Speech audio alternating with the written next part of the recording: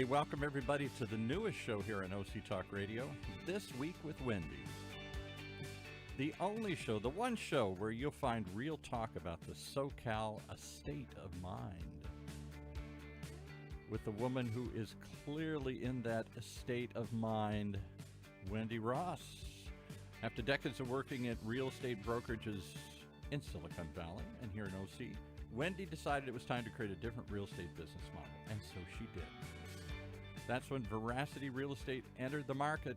Time was ripe for a renewed commitment to bespoke client advocacy at all price levels, seldom available within high-cost luxury markets like we live in Southern California. Wendy's built a company of data-driven real estate investment advisors who are truth seekers and truth tellers. So today we turn to the great sage herself to teach us something. Wendy, what kind of truth are you going to share today here? Hey, good morning, Paul. You know I'm always going to bring some interesting tidbits to you. So, and yeah, you know you can count on me to bring you analysis you won't find anywhere else. And one of the reasons and one of the ways I bring you analysis you can't find anywhere else is I surround myself with experts and I bring new experiences to real estate. So one of my teammates is here with me today, Mr. Rane. Hey, Jay. Hey, Wendy. Welcome. So before we dive into our conversation, let me quickly frame the market. Here's what happened last week. And as we all know, of course, it's the first week of December. Last week closed out November, and it ended even more remarkably than I was expecting. We sold 9.5% fewer homes this November than we did the prior year, which seems like, okay, fine, things are finally calming down. But no, we had 48% less inventory to choose from. And when I looked farther back and I compared November 2021 to November 2019, 2018 and 2017 respectively, we outsold all those years. So even though we were down year over year, we've sold more than our historic average is this time of year. And again, when I looked back to those prior years, we had 54%, 63%, and 50% fewer homes to sell this time. So we are continuing to sell at a voracious rate. Nothing is abating, and I'm wondering if COVID has made a lasting and maybe a permanent change in how our housing market is going to be moving here in Orange County. So we've talked about this a bit, Jay, and I'm seeing the inventory shortage here as being aggravated by a number of different things. One is, of course, that pesky $10,000 tax deduction cap, that state and local tax limitation. Another is out-of-area buyers are coming here and they're leaving departure homes in outlying areas, but they're gobbling up our inventory here. And also, regrettably, but I guess good for them, investors are competing with homeowners and they're buying properties as rentals because it's so inexpensive to finance now. So it's putting the pressure on everything and it's keeping the pressure on everything. Going to this week alone, we had 8 homes that were preparing to come onto the market. 261 entered the market, just like Jay's. 377 went into escrow, and 538 homes sold. But remember, that prior week, the prior 7 days, includes November 30th. And weirdly, every month, the last day or two of the month when the recorder's office is opened, we surge with a record number of homes being sold and closed. So the last days of the month are always a little bit rich with data, as is the last week. That's why we look at things weekly, but we also compare it to monthly, and then we compare that to annual trends to make sure that we're keeping everything within context. So if we look at just last week, that was 8. So going to month to date. Month to date, of course, is less than last week. We only have 5 or 6 days in this month's analysis so far. 210 homes came onto the market, 362 sold. So you can see there's a pretty big gap between the 538 sales for the last week versus 362 month to date. However, we're maintaining that 8 days on market in terms of median time to sell a home, which is ridiculous. It should be 30 to 45 days. And honestly, at the last quarter of the year, historically, it was usually 60 days to sell. So 8 days is just remarkable. So far, the median price is at $925,000. That's up from the $915,000 that was last week and for the month of November. And that was up from the $910,000 in October. So again, the trend is hot, hot, hot. Still in the news, and something that we need to talk about until we find resolution to it. The Department of Justice is continuing to investigate the NAR's, National Association of Realtor, policy of having the listing agent or the seller determine the price or the degree of compensation that the buyer's agent is getting. The way it presently works, when I write a listing to sell someone's house, we agree in advance that our commissions are going to be a percentage of the price. And DOJ says, well, wait a minute, Buyers are then having agents represent them, but the agent is motivated to make the buyer pay more money because then the agent makes more money, and it's counterintuitive. And I tend to agree with that. So we need to keep this conversation going and figure out how we're going to fix that dynamic because we want it to be fair and equitable for everyone. And Zillow, my favorite topic, Zillow. Good old Zillow. They're reselling homes that they had already committed to purchase and they've got to get rid of for 5 to 7% below their actual carrying costs. So the behemoth admitted it made a mistake, and now they're paying for it. And yet again, we can't say this enough. A wave of foreclosures is not imminent, people. There is not enough data to support this argument. Stop waiting for it. The sky is not going to fall. The wave isn't coming. So, more of the same. And as you know, every week I'm asking notable names to join me to provide you with a behind-the-scene analysis of the SoCal real estate market. And as you already know, I look at the market a bit differently, and so do my guests. We're sharing what the industry knows and what the industry sometimes doesn't want the consumer to know, but we do. We know that when you know what you're doing, your home is going to be the best investment you'll ever make, but only if you know how the game is played. So having said that, that brings me to today's guest, again, Jay, Rane. So here's a little background on you before I let you dive in and talk about yourself. Jay, before moving to California 12 years ago, he lived in various states across the U.S. and he bought houses there. And he discovered there was a huge gap. Whenever he was in the market to buy homes, the realtors didn't provide the research and the sound advice that he was expecting from them, and certainly not what he delivered in his own industry. And what's fascinating about Jay is that he led an illustrious career before entering real estate, and he's going to tell you about that and what that entailed.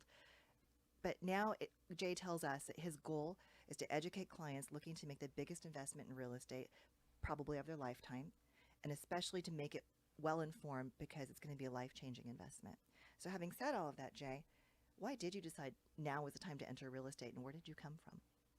Yeah, so Wendy, I was a senior ID executive for about 25 plus years, working with clients across all industries. During that time frame, I did play an IT advisory role, helping people and companies to save money and to make sure that they deliver the best IT solution, which was solving today's business challenges.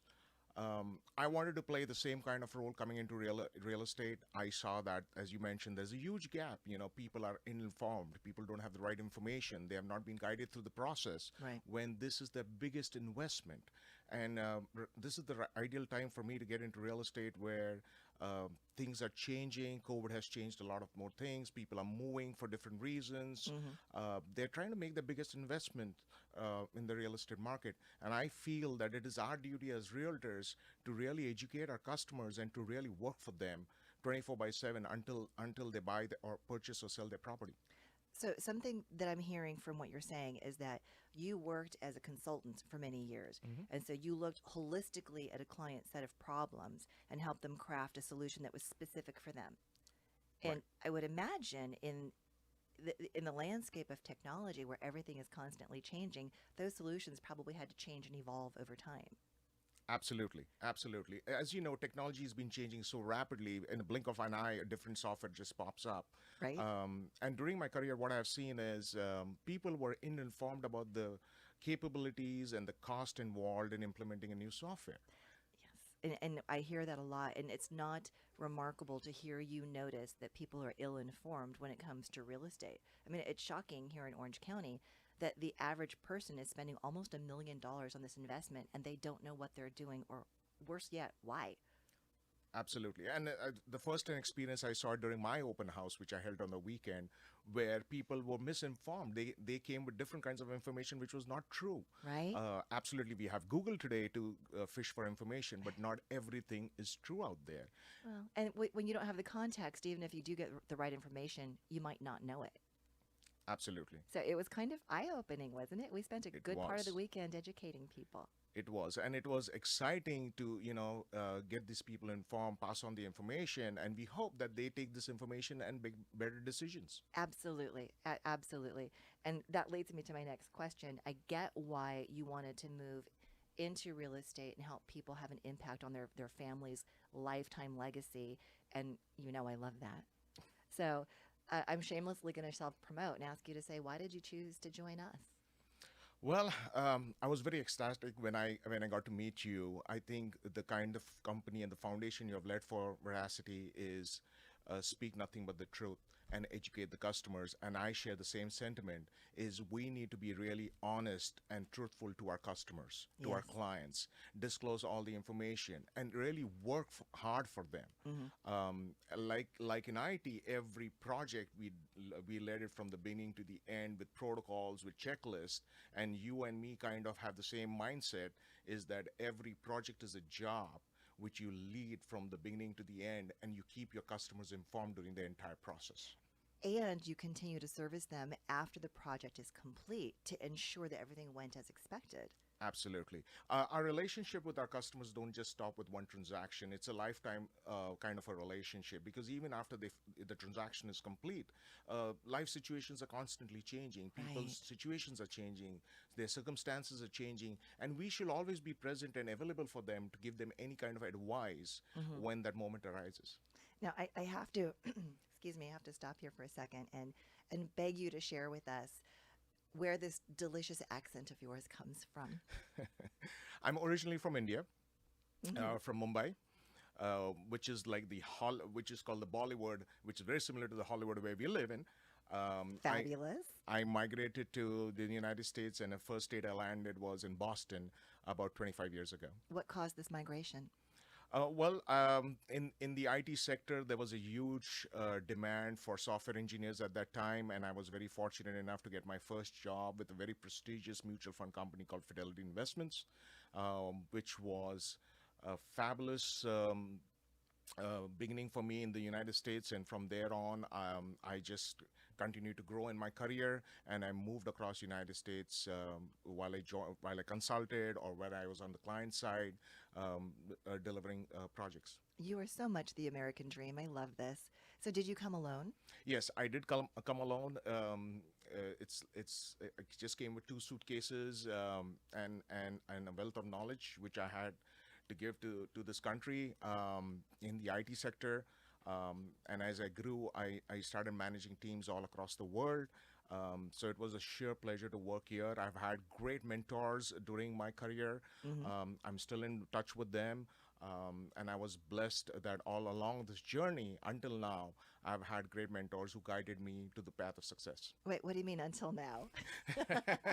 Well, at least in the industry, and now I'm blessed to have you, Wendy, Okay. as my mentor in the real estate industry, which I could have not asked for more, because the wealth of knowledge you have, and you share the same kind of mindset of keeping customers first and making sure that we deliver extraordinary customer service. Mm. I think that is just fascinating, and that just makes me proud to be part of your team. I'm so delighted to have you. And I can't help but poke fun sometimes because what we do is so serious.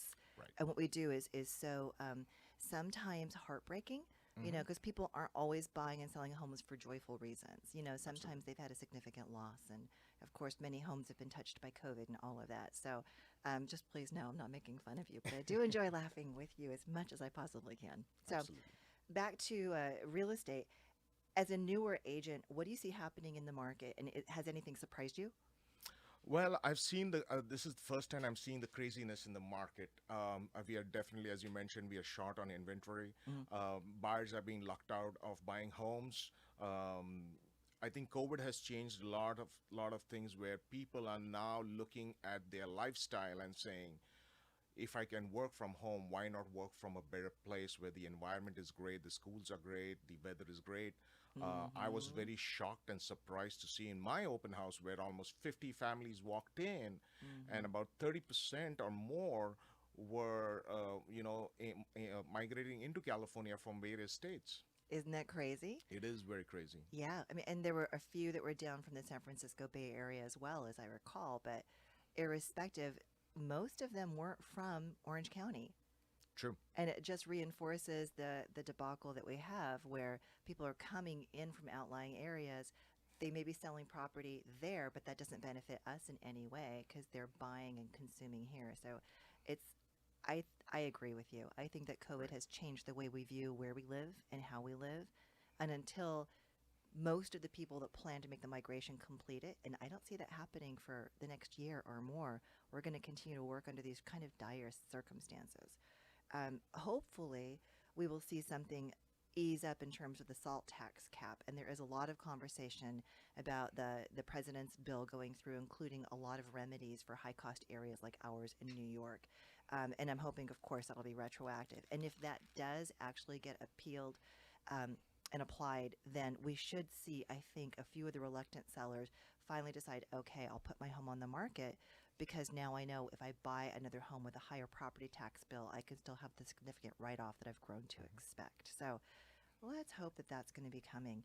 I would love your take, too, on the phenomenon that we've discussed. Okay, 50 people came into your open house, and we didn't price it low. We didn't price it under market. We priced it at the very, very high water mark. What do you think about buyers knowingly overpaying to get what they want? Do you have an opinion on that yet? Well, the buyers have been struggling in this market to get a home, and they know that in the future, this market is not going to be cooling off in the near future.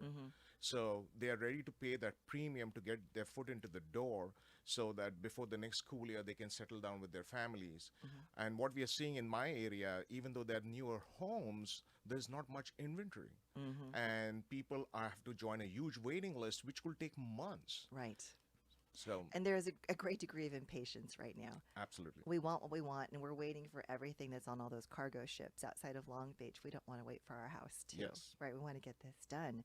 So I would love for you to help spread the gospel of veracity to people and help us dispense with some of the myths that are out there.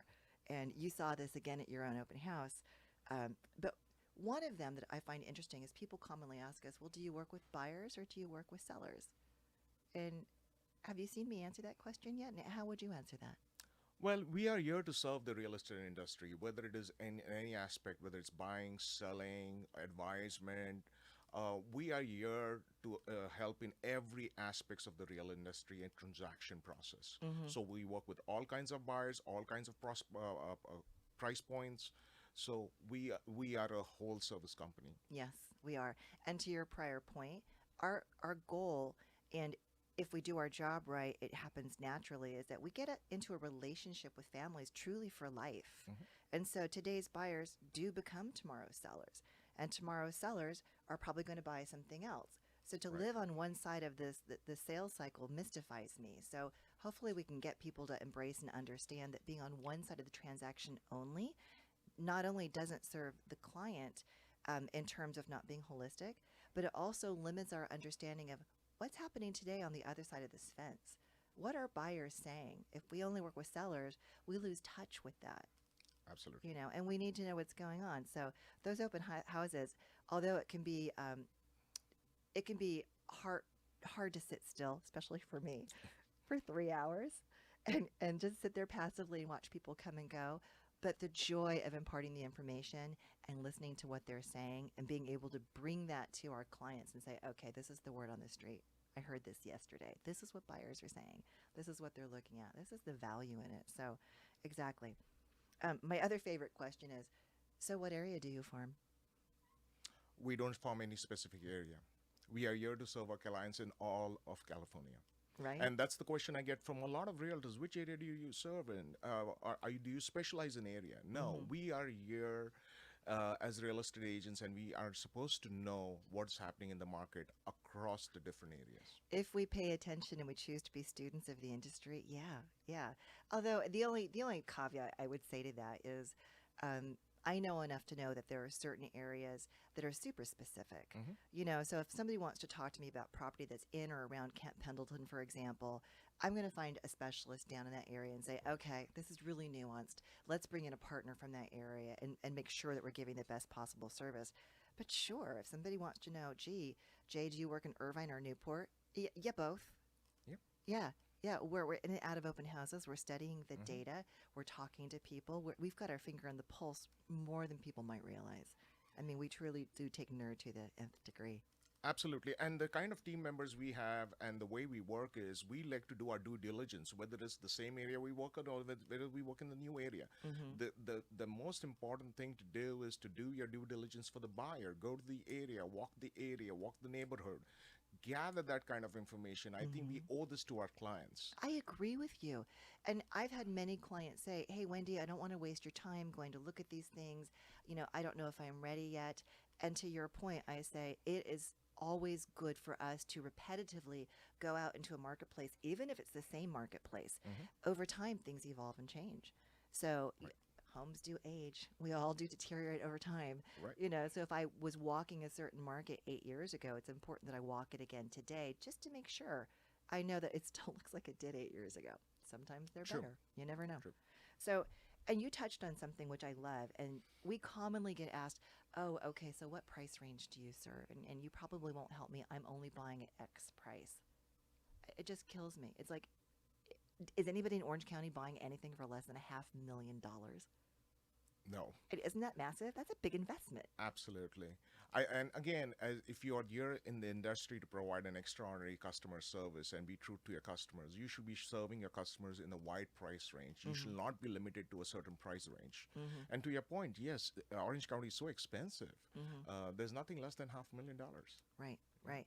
And it doesn't mean that we don't understand what the luxury market demands. I mean, we're certified luxury home sales specialists, so we've got the training in luxury. But we also have relationships with banks that have very special first-time homebuyer programs. And we have Gina as our dedicated first-time homebuyer specialist. So the market is nuanced, and we have actually focused our education to meet the levels of nuance that are required, which delights me. And that's part of why I'm so delighted by how multicultural our team is. I mean, obviously, you demonstrate that in radiant fashion, and people don't commonly know or expect. I'm only second-generation American myself. I come from a family of immigrants from Finland. Gina's Italian, Dimitri's Russian. I just love the complexity and the diversity that we bring. So moving on to my favorite myths. How many people have you seen come and say, oh, no, I don't want a buyer's agent. I just want to go directly to the listing agent because I'm going to save money that way. Right? That is the biggest myth. I think that never works. I think the best thing is to work with the buyer's agent and the seller's agent, have a representation on your side. People think that real estate agents just don't do anything and they get this big fat commission check. But from my experience and my working with you, Wendy, the way we work is we do our due diligence. We spend time with the real estate agents. We try to do our research and analysis. We look at the risk. So it's always better to work with an agent rather than going directly to the seller, because there's so many disclosures. There's so much liability. Right, right. And I just like it in the courtroom. If you were going to be conducting some sort of legal action, would you share the same attorney? Of course not. Absolutely not. Of course not. And I'm not saying we couldn't do a good job on both sides of the fence, but I don't really want to. I want my clients to know that we are advocating fiercely for them and only for them. Absolutely. And this plays into my next point, and we talked about this a bit at your open house, and that is the importance of being respectful and being kind to our contemporaries out there. The other agents and brokers, we don't want to be dismissive or disrespectful of them. We want to be kind to them and supportive of them and helpful to them. I completely agree with you. And me coming from a corporate culture, I carry the same kind of notion, is we are all colleagues in this industry. We need to treat everybody respectfully, and we need to work with each other so that both sides of the fence have a win-win situation. Absolutely. Absolutely. And that's almost verbatim what we were saying in our email in the last 24 hours, because you just accepted an offer in your house, didn't you? Yes, I did, and I'm very happy about it. I think you, me, and the buyer's agent, we all worked hard. We didn't put in a lot of long hours. We did a lot of back and forth. So there was a lot of work and negotiations involved, and I think it paid out. Yeah, I think so. And I think it's going to be a very professional, respectful escrow. And I agree. I think everybody's going to win. And it's just, this is a delight when it works out this way. This is how we always hope it will end up. So getting back to the myths, there's a couple more that are fun and my favorite. And I love Zillow. Said no one ever. So many people say, well, an agent is better if they have a lot of great Zillow reviews. And, why don't you have a lot of good Zillow reviews? And I keep reminding them, Zillow made their millions on our backs. They made us pay for the privilege of having our face next to our own listing on their website. It was ridiculous. So this whole pay-to-play notion of how they built their money kind of offended me. And then when they got a real estate license and started directly competing with us in the marketplace, using a business we helped them finance, it just seemed like a bit too much. So I'm sort of enjoying now that we've got the full circle of Zillow eating a little bit of crow. They're a great company. I don't mean to bash Zillow, but I do enjoy that there's been a little bit of a leavening here. Anyway, last myth. A lot of the younger people grew up when they first became aware of what real estate was doing, they were in junior high and high school, and they were watching their parents potentially lose their homes to foreclosure, or their neighbors, or someone that they were close to losing their home to foreclosure. And so in their minds, many of these millennials and even some Gen Xers still hold the notion, well, what goes up is going to inevitably come down. What do you say to them now? Yeah, and I think I've been hearing this notion even when I go out with friends and talk to family members. Sure. This market is not same. It is a very unique market. And I know a lot of people who intentionally sold their homes and they're waiting for the market to crash or the market to cool down. But I think this is not the case in Orange County. As we discussed earlier, why is the inventory being chewed up and how it's been consumed? I think this market is here to stay the way it is. Well, we're going to need you to keep shouting from the rooftops, no pun intended, that this market is different. And we're not urging people to rush into the market and buy something now because we want to make commission now. We don't want them to pay more later, and we know that they will. So this is out of true compassion and concern. So I do have a few more questions for you, and they're my most fun questions. So let's take a quick pause here. And Paul, will you please tell us about our sponsor this week? Absolutely, absolutely. Well, as we all know, based on the guests we've seen already here, you have surrounded yourself with some great partners, including our sponsor, Ford and DiIulio. Ford and DiIulio is an Orange County-based boutique litigation firm with experienced attorneys from big law firms. Partners founded Ford and DiIulio on the concept of aligned interests. There's something unusual, where their success is related to your success. And that's not something, well, everybody follows. Where they are rewarded for being efficient and effective, and where they engage in the relentless pursuit of their clients' goals first, whether in litigation, mediation, or at trial. If that's the kind of attorney you're looking for, you might look them up online, Ford and DiIulio, just like it sounds, FordDiulio, FordandDiIulio.com. Okay, well, you say it so casually, Wendy. It's never going down. It's always going up. Is that what we're looking at here? Not never, but what I am saying is that we might see some corrections here and there because all markets are cyclical. But a correction, according to Rick Sharga, and I completely agree with his assessment, a correction is really 10% or less adjustment. Yeah, right. Really. And yeah, we might see a correction. And if we see a correction, it's going to be spotty. Perhaps the super luxury market, perhaps the middle market where people are stretched the most thin and they have the most debt load. But there's not going to be this free fall that people are waiting for. Like Jay said, people are saying there's going to be another bloodbath. There's going to be a crash. No one sees that coming. Yeah. And like Rick had said, that's happened twice in, how long? In the 1920s and in the early 2000s. So let me ask one last question and let you guys pick back up here with your cohort Jay here. He said it's not a sane market. I hear that all the time. What would it be like in a sane market? What's missing that would make it sane? Is it just too much demand, too little inventory? Is it outside money from overseas? Is it still the desire to be in California? What makes it not play by the rules? How much time do you have? Yeah, I think that's a show, really. Because for me to believe it's not going to crash, I got to really understand why it doesn't play by the rules. Totally fair question. Jay, do you have any opinions that you want to add to? Absolutely. As I saw it during my open house, we had a fair number of investors who wanted to invest in the property. We had a lot of people from outside of the state. I think why we say this market is unique is because of the weather, right? The standard of living, the schools. And that is what makes it very attractive for people to come and live here.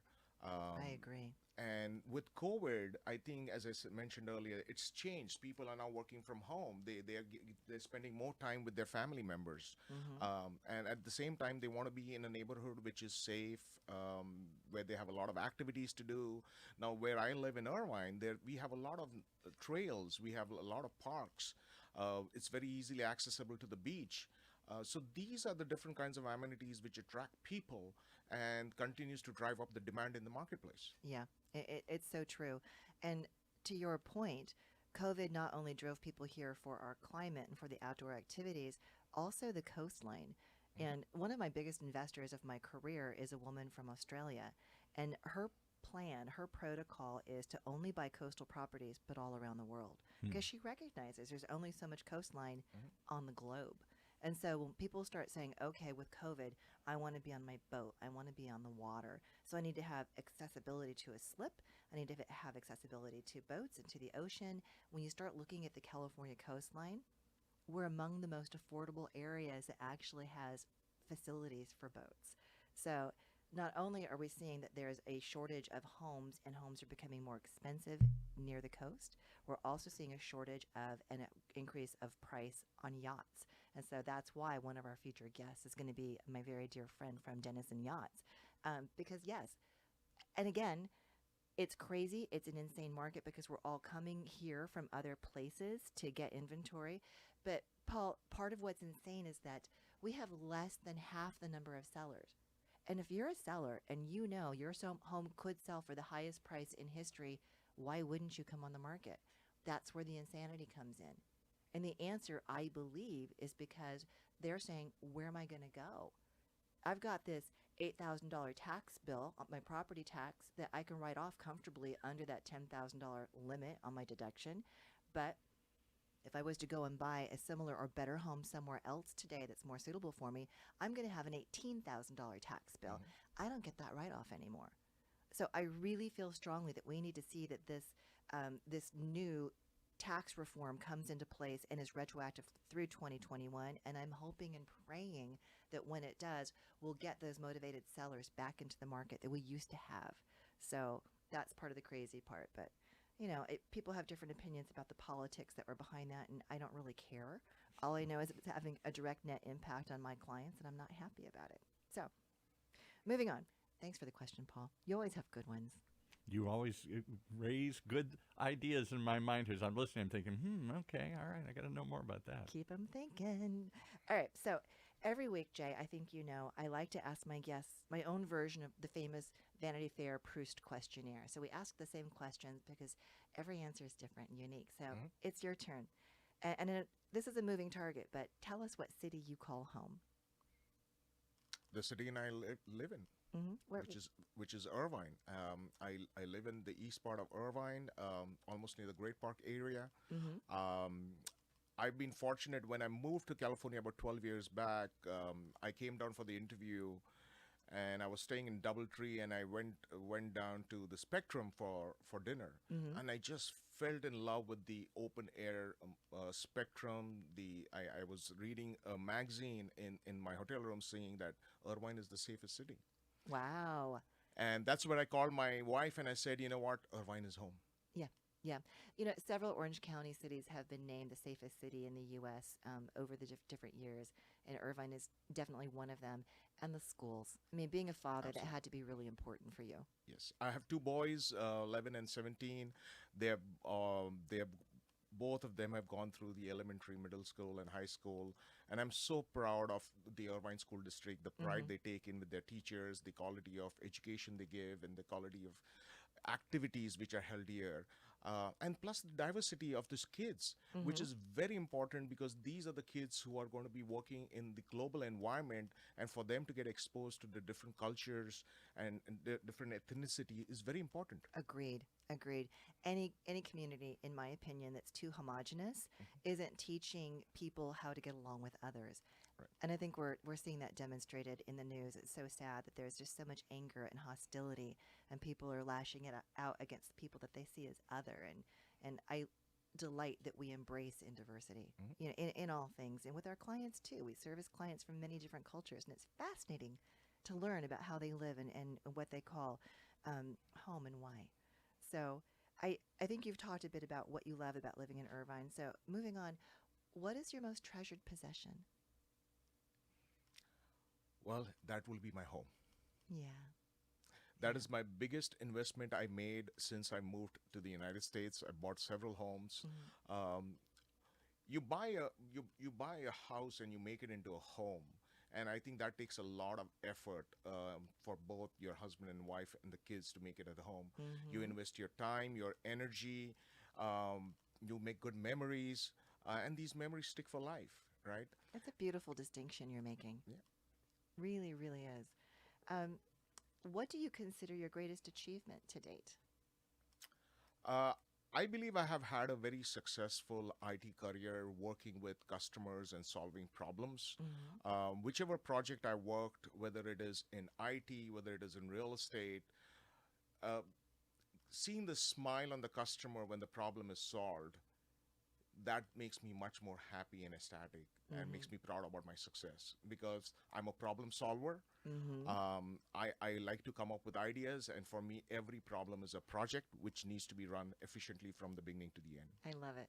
And it wasn't intended, but how beautiful is it that you're starting your real estate career selling your own home? Mhm. No one is going to have more empathy than you. I mean, True, seriously, I watched you go through this roller coaster and it's emotional, it you is. know? And I'm delighted you can tap into that when you speak to your sellers in the future. Say, I understand.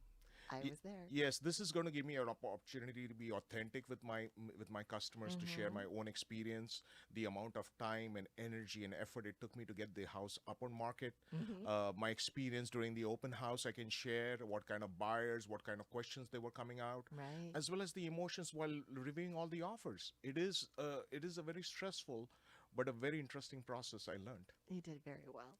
Thank you. Very, very well. All right. And I don't know if you have one. If you do, what is your personal motto? My personal motto is always do good to people, help people. Always, when you're on a ladder of success, look back and pull other people so that they share the same kind of success you have embraced all throughout your life. I love that.